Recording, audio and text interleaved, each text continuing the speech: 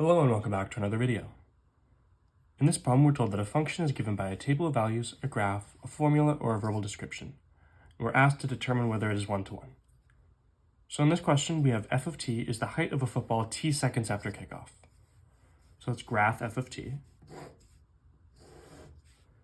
We are graphing over t time in seconds, and f of t is the height. It doesn't say the unit, but it doesn't really matter. And what does the graph of this look like?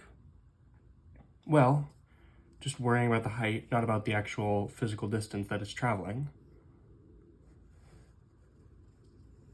The graph is going to look something like this. The football is kicked, it reaches a maximum height, and it's brought down by gravity. And to determine whether it's one-to-one, we use the horizontal line test, which states that a function is one-to-one if any horizontal line placed through it intersects it at most once. We can see here, just by picking an arbitrary horizontal line, that we have more than one intersection point. Therefore, no, the function is not one-to-one.